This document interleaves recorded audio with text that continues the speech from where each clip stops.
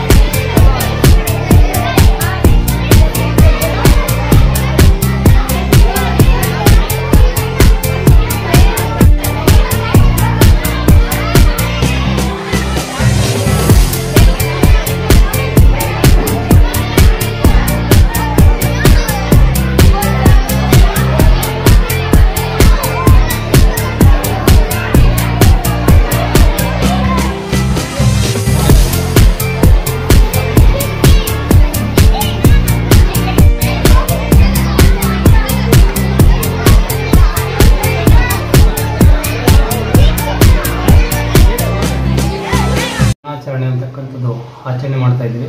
14ನೇ ತಾರೀಕು ಕಾರಣಾಂತರಗಳಿಂದ ಅವತ್ತು ಮಾಡೋಕ್ಕಾಗಿಲ್ಲ. ಅದನ್ನು ಇವತ್ತು ನಮ್ಮ ಶಾಲೆಯಲ್ಲಿ ಆಚರಣೆ ಮಾಡ್ತಾ ಇದ್ವಿ.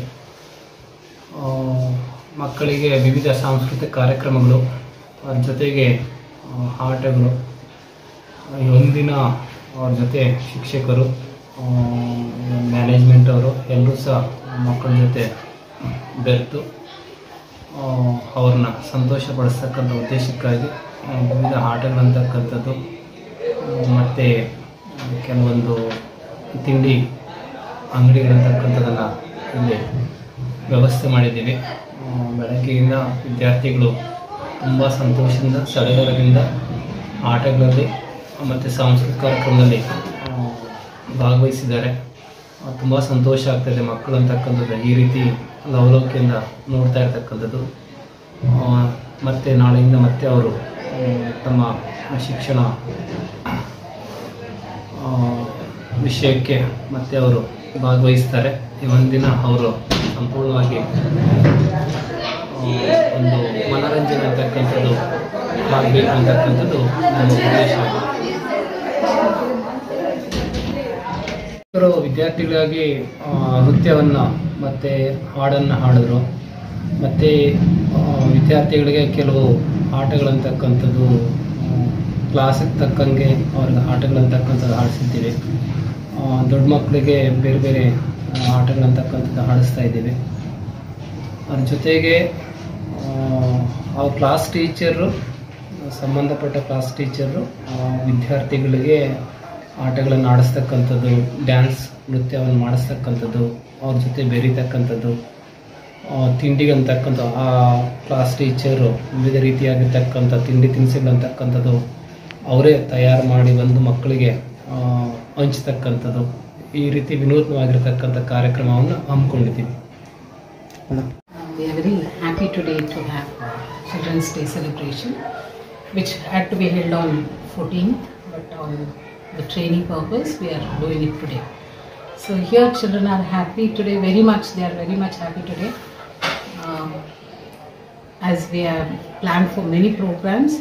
Teachers have rendered the cultural programs, games are there. Few of them sang. Myself and HM gave speech for them. And this day, why we have to celebrate is because of our Jawaharlal Nehru's birthday remembrance we are doing. But still, why we people have to continue doing this? The childhood what we had lost, we have crossed it and come across. We are celebrating along with the children. So we teachers along with children, as children, we are celebrating today. Children are enjoying it at the extreme, and we had multiple games for them. As separate zone is arranged for them. Then now also you can see for the high school children we are having ball tree, or called as slippy tree. So children are at their peak today. You can watch them.